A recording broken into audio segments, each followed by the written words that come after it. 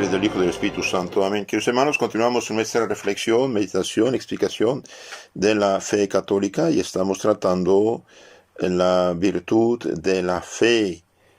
La fe es el más grande don que Dios nos ha hecho. ¿Por qué? Porque sin fe es imposible poder acercarse a Dios. Nuestro Señor, al subir al cielo, dijo a los apóstoles y a todas las generaciones siguientes de sus sucesores: vayan en todo el mundo y prediquen el Evangelio a todos los pueblos, bauticen en los nombres del Padre, del Hijo y del Espíritu Santo. El que cree y se hace bautizar se salva, el que no cree se condena. Vemos esto en San Mateo 20, 19, 20 y San Marcos 16, 16.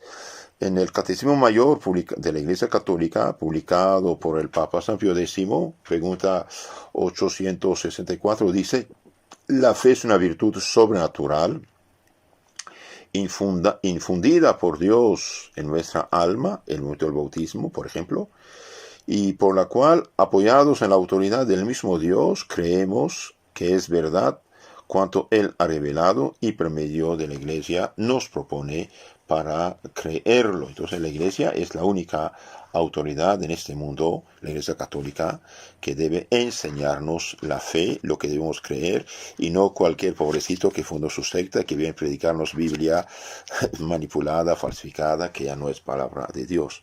Ahora, por desgracia, como dijo San Pablo, es necesario que haya herejías, y hay herejías. La herejía es la corrupción de la fe, la negación de la fe, el rechazo de la fe.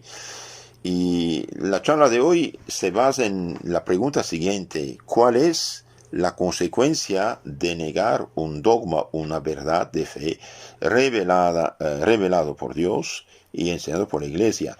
Me apoyo esta vez en el Catecismo Católico de la Crisis en la Iglesia del padre Matías Gaudron. Matías con M-A-T-T-H-I-A-S, Gaudron, G de gato, A-U-D-R-O-N. Es un catecismo maravilloso hecho por un padre alemán, de estos buenos. Todavía, gracias a Dios, hay algo bueno en Alemania, bien, que nos da una explicación de lo que pasa actualmente en el mundo, en la Iglesia. Entonces, ¿cuál es la consecuencia de negar un dogma de fe? Quien niega, aunque sea un solo dogma, una sola verdad de la fe, ha perdido la fe, porque no acepta la revelación de Dios, sino que se convierte a sí mismo en juez de lo que hay que creer o hay que rechazar. Entonces, el que rechaza un dogma de la fe, un punto del credo, por ejemplo, bien, ya perdió la fe. La fe es como un balón. Un balón tiene, supongamos, 10 pedazos de tela cosidos, y bien, si usted quita un pedazo, ya no hay balón, lo mismo. Otra pregunta: ¿no se puede negar un dogma y creer en otros y conservar así al menos parcialmente la fe? Como hemos visto antes, la fe no reposa sobre nuestro juicio personal, sino sobre la autoridad de Dios, que se revela y que no puede ni engañarse ni engañarnos, porque Dios es la verdad por esencia. Por eso es obligatorio aceptar todo lo que Dios ha revelado y no solo lo que nos gusta. Quien rechaza aceptarlo todo, quien selecciona dentro del depósito de la revelación, le impone a Dios un límite, porque reserva la última palabra a su propio juicio. Actuando así, ya no hay fe sobrenatural, sino solamente una fe humana, por numerosos que sean los puntos donde se esté todavía de acuerdo con la fe sobrenatural. Es una persona, por ejemplo, que cree que Jesucristo es el Hijo de Dios encarnado, pero que rechaza, por ejemplo, la Virgen María, que rechaza la confesión de los pecados, porque Jesús dijo: reciben el Espíritu Santo a quien los pecados quedan perdonados, San Juan 20, 23. Y bien, esta persona ya no tiene la fe divina y católica. Entonces no se puede rechazar ningún dogma, ninguna verdad revelada por Dios y enseñada por la Iglesia. Cristo dijo a los apóstoles y a sus sucesores: quien usted escucha, me escucha; quien usted me rechaza, me rechaza. Ahora, cuando la Iglesia dice esto es el depósito de la fe, bien, nosotros no tenemos que seleccionar. Podemos citar la enseñanza de los papas sobre este punto, Sí, el Papa Pío IX, al definir el dogma de la Inmaculada Concepción de la Virgen María en 1854, dijo: por lo cual, si alguno, lo que Dios no permita, pretendiese en su corazón sentir de modo distinto a como nos ha sido definido, sepa y tenga por cierto que está condenado por su propio juicio, que ha sufrido naufragio en la fe y se ha apartado de la unidad de la Iglesia. Entonces, el que rechaza un dogma de fe, de la fe promulgada ex cátedra, con toda la autoridad apostólica, bien, ya no tiene fe. Claro, no todo lo que dice, hace o escribe el Papa es dogma de fe. Esto no es la fe católica tampoco. La Iglesia, por ejemplo, dice, cuando definió que el Papa es infalible, bien, no dijo todo y siempre y en cualquier cosa. Esto no es católico. La Iglesia definió esto en el Concilio Vaticano I. No fue prometido a los sucesores de Pedro el Espíritu Santo para que por revelación suya manifestaran una nueva doctrina, sino para que con su asistencia santamente custodiaran y fielmente expusieran la revelación transmitida por los apóstoles, o sea, el depósito de la fe. Esto fue definido dogmáticamente en la Constitución Dogmática Pastor Eternus del Concilio Vaticano I, 1870, y esto está en el libro llamado Magisterio de la Iglesia del padre Denzinger Schönmester, número 3070. Entonces es algo muy, muy importante. Y el Papa es infalible, sí, pero hay condiciones muy estrictas y no es cualquier cosa que haga. Hoy hay una crisis, por desgracia, en esta materia. Bien, yo digo a la gente, cuidado, no dejar la Iglesia Católica, aunque haya problemas. La Iglesia no es el Papa solamente, no son los obispos, no son los sacerdotes. Esto pasará, como tuvimos tiempos de crisis pasados, en los siglos pasados a veces también hubo problemas. Guardarse en la fe católica y punto, y rezar por las autoridades para que Dios los ayuda. ¿Qué dice el Papa León XIII?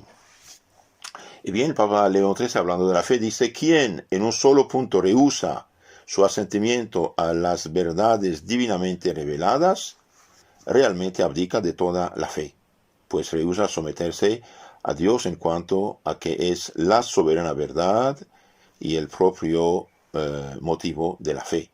Entonces esto también es muy importante, lo dice el Papa León XIII en su encíclica Satis Cognitum del 29 de junio de 1896. Es importante. Entonces, el que rechaza un solo dogma de la fe, por ejemplo, el que no cree que la Eucaristía, la hostia consagrada, es cuerpo, sangre, alma divina de Cristo, bien, ya perdió la fe, no es católico. No es católico. Y el Papa cita a Santo Agustín, quien decía de los herejes: están de acuerdo conmigo en muchas cosas y no lo están en unas pocas, pero justo por esas pocas cosas en las que no están de acuerdo conmigo, los numerosos puntos de acuerdo no les sirven de nada. Esto decía Santo Agustín en su comentario sobre el Salmo 54, número 19. Así pues, en materia de fe, ¿es todo o nada? Y bien, así es. En materia de fe uno cree todo o nada. O al menos creer implícitamente. La abuela no conoce todos los puntos de la fe, pero cree todo lo que enseña la Iglesia y tiene la fe. No se puede ser católico al 70 o al 99%, no se puede.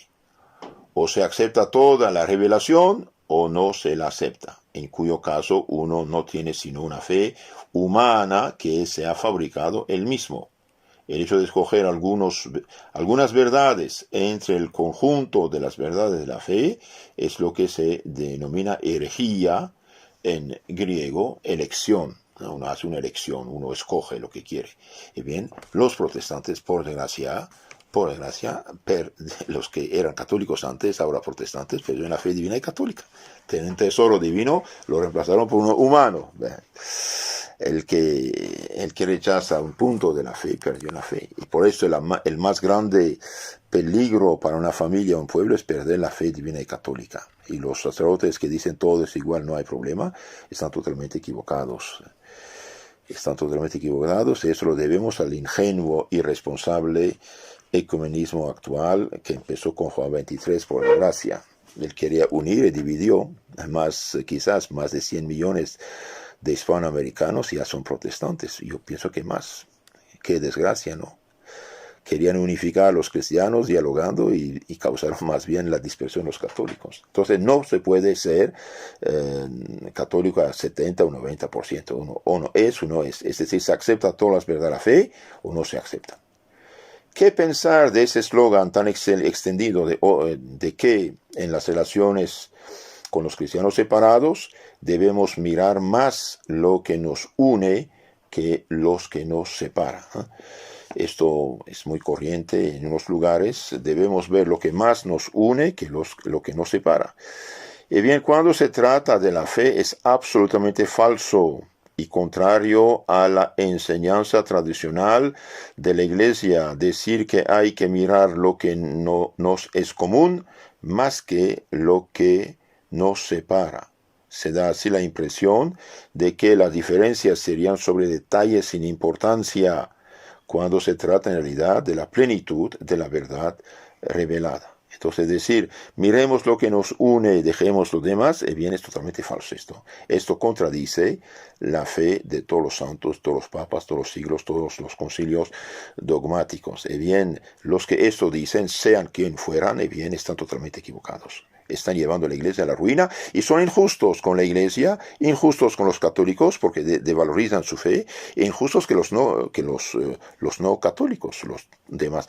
También los protestantes, los ortodoxos, tienen derecho a ser hijos de la Santa Iglesia Católica que Cristo fundó y no ser hijos de Lutero, aunque pretenden no seguir Lutero, pero siguen Lutero de todo modo.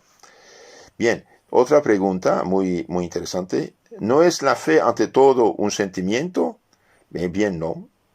Uno de los errores del modernismo condenado por el Papa San Pío X en 1907 en la encíclica Pascendi, es decir, que la fe es un sentimiento que surge del subconsciente y expresa la necesidad de lo divino, eso es falso.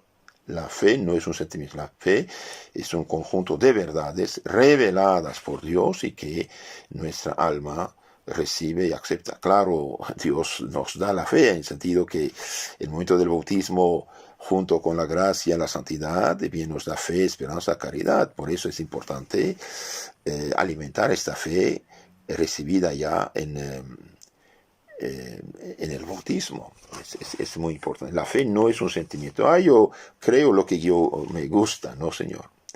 En realidad, el acto de fe no es un sentimiento, sino la aceptación consciente y voluntaria de la revelación divina, tal como se la presentan al hombre la Sagrada Escritura y la tradición apostólica. Entonces, por ejemplo, un musulmán, un budista, un no cristiano, uno le explica qué es la fe cristiana, y bien se habla de Dios, que Dios existe. Esto podemos saberlo por la filosofía. Una computadora, alguien la hizo, un celular, alguien lo fabricó, un carro, alguien lo fabricó, este mundo, alguien lo fabricó. Bien, hay un ser, no hay de otra, un ser superior que llamamos Dios. Y después hay una revelación, ahí también tenemos que explicar la revelación divina con las pruebas, los milagros, las profecías realizadas, la persona de Jesucristo, Dios encarnado.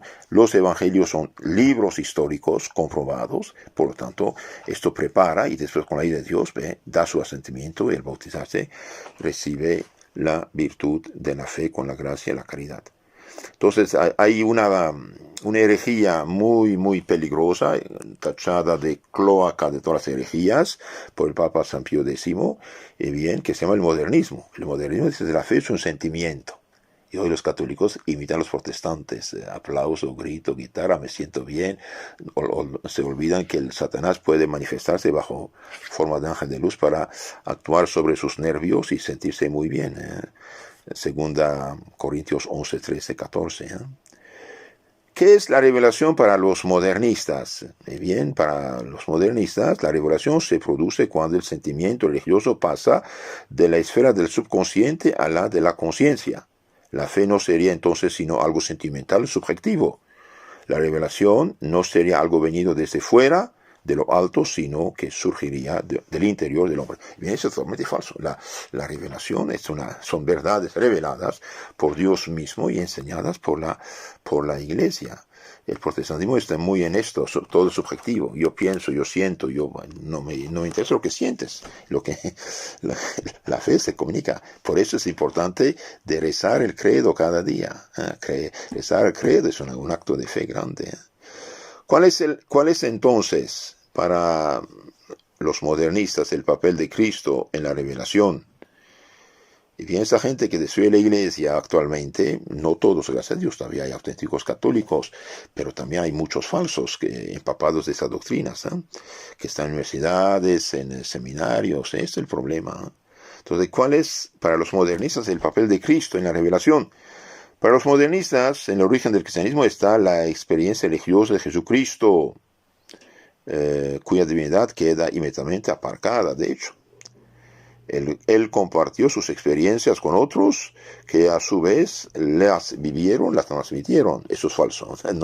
Esa es una fe inventada por esta gente, ciencia ficción. La iglesia nace, según esta gente, de esa necesidad de los fieles de transmitir a los demás sus experiencias religiosas y formar una comunidad. Por tanto, la iglesia no es una institución divina, dicen estos blasfemos, es solamente, como los sacramentos, el papado, los dogmas, el resultado de las necesidades religiosas de los creyentes. Eso es falso, totalmente falso lo que dicen esta gente. Y por desgracia, sí tienen grande influencia todavía en la iglesia. Nos ha intoxicado, de hecho, nos han intoxicado. Toda esta decadencia católica viene de esta gente que falsificó la teología católica aprovechando del Concilio Vaticano II. Lo que tiene de bueno el concilio lo dejan de lado y lo que tiene de ambiguo y que favorece la decadencia lo proclaman como si fuera dogma de fe. Esto no vale. No es justo. No es verdad que el hombre tenga naturalmente un sentimiento religioso. Es otra pregunta. Debe distinguirse cuidadosamente entre el sentimiento religioso natural y la fe sobrenatural del católico. Ciertamente existe el hombre, el corazón humano, una necesidad de Dios, pero que se queda en un sentimiento muy oscuro si Dios no interviene para revelarse al hombre. Si el hombre fue creado por Dios y para Dios, pero no, debido al pecado original y su condición natural no llega. Entonces Dios viene a ayudarlo, Dios se revela, Dios interviene. Hay la revelación primitiva, que Adán y Eva, que después quedó algo en todos los pueblos, todas las regiones, después revelación a los patriarcas, Abraham, Isaac, Jacob, Moisés, los profetas, y finalmente el cumbre de la revelación es Jesucristo, la cual revelación se termina con la muerte de San Juan. Y todos los demás que después fundaron religiones musulmanas, mormones, testigos de Jehová, etc., son invenciones humanas, por desgracia. Además, como todo lo que es natural en nosotros, el sentimiento religioso está herido por el pecado original. Puede fácilmente conducir al error e incluso al pecado, superstición, idolatría, etcétera, etcétera. Mire, por ejemplo, la pobre gente de los aztecas, bien cayó en la trampa del demonio de que el dios Sol estaba enfermo y necesitaba sangre humana para revivir el día siguiente. Y hacían la guerra a las diferentes tribus vecinas para capturar gente viviente y sacrificarla. Eso es diabólico. La idolatría es un pecado gravísimo, la superstición. Por ejemplo, hoy los demonios se hacen pasar por espíritus de los difuntos en una secta llamada espiritismo, etcétera. Hace poco leí en la historia de la iglesia que un rey de Irán pagana, estaba haciendo su culto al fuego que es supuestamente sagrado, y una voz le dijo: rechace del país a este impío, a un santo obispo. Entonces el rey, que era amigo del obispo, dijo: mire, recibí esta revelación de nuestro Dios que dijo: recházate. Dijo: por favor, haga excavar lo que hay abajo. Y cuando excavó un poco abajo, había un brujo que se hacía pasar por Dios y hablaba con el rey, engañándolo. Entonces, como los que están en el libro del profeta Daniel, igual. Bien, esto es gravísimo. Es gravísimo. Entonces, la fe es revelada por Dios y enseñada por la Iglesia. Otra pregunta. ¿No hay entonces una relación entre la fe y el sentimiento religioso? Es cierto que la fe va ligada a un sentimiento de seguridad y de bienestar, pero eso no es la esencia de la fe. Ese sentimiento, como todos los demás sentimientos, es cambiante y será más fuerte unas veces, más débil otras. Puede incluso desaparecer durante un cierto tiempo. A grandes santos como Vicente de Paul, Santa Teresa y del Niño Jesús, les falta a veces esa certeza sensible, sin que por ello vacilase su convicción sobre la verdad y la certidumbre de la fe. Entonces la fe no es lo que yo siento, lo que siento. La fe es lo que yo creo y está en mi mente. Uno puede no sentir nada y progresar en grande fe y santidad. Entonces, que hermanos, cuando no sentimos nada, tranquilo. Cuando uno no tiene ganas de rezar, no tiene ganas de confesarte, de ir a misa, siga haciendo todo igual y usted verá que progresa más todavía en la fe. Otra pregunta, ¿cuál es la enseñanza cierta de la Iglesia sobre este punto? El juramento antimodernista impuesto por el Papa San Pío X, que hasta 1967 todos los sacerdotes debían prestar antes de su ordenación, dice: sostengo con toda certeza y sinceramente profeso que la fe no es un sentimiento ciego de la religión que brota de los escondrijos de la subconsciencia, bajo presión del corazón y la inclinación de la voluntad formada moralmente. Entonces, esto es falso. La fe no viene de nuestra subconsciencia. La fe, sino es un verdadero asentimiento del entendimiento. La fe consiste en dar el asentimiento, el acuerdo de la inteligencia, del entendimiento, a la verdad recibida de fuera por oído, por el que creemos ser verdaderas las cosas que han sido dichas, atestiguadas y reveladas por el Dios personal, Creador y Señor nuestro. Lo creemos por la autoridad de Dios sumamente veraz. Entonces la fe recibe, dice San Pablo, fides ex audito. La fe viene del oído, dice a los romanos.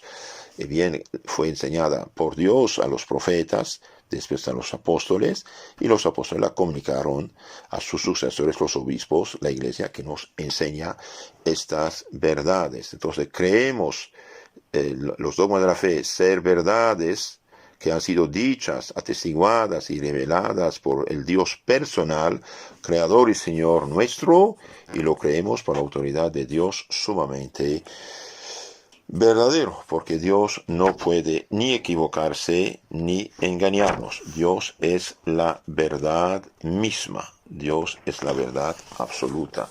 Y el papel precisamente de la Iglesia, de las autoridades de la Iglesia, del Papa, de los obispos, es custodiar fielmente, transmitir esta fe en toda su pureza. Que Dios nos ayude. Y les aconsejo, para fomentar su fe, que sus hermanos, rezar cada día el credo, rezar cada día el credo, sea el corto de los apóstoles o el largo que se reza en la misa, rezar los actos de fe, esperanza y caridad, rezar el Padre Nuestro, leer vida de santos, libros buenos, antiguos de los santos, y no aceptar Biblias falsificadas de los protestantes y otro. Yo les aconsejo, toda persona que pone en duda lo que usted ha recibido, ha creído desde niño con tus padres, abuelos, y bien, no haga caso, esto no es católico. Bien, terminamos con un acto de fe. Dios mío, creo firmemente todo lo que cree, enseña la Santa Iglesia Católica, Apostólica y Romana, porque eres tú, verdad infalible, quien se lo ha revelado. Y bien, este es el acto de fe que cada católico debería rezar cada día en la oración de la mañana. Que Dios los cuide, la Virgen los tome bajo su protección, y que todos los santos mártires y confesores que están en el cielo, bien, que fueron campeones de la fe, nos ayuden a mantenernos en la fe. En nombre del Padre, del Hijo y del Espíritu Santo. Amén.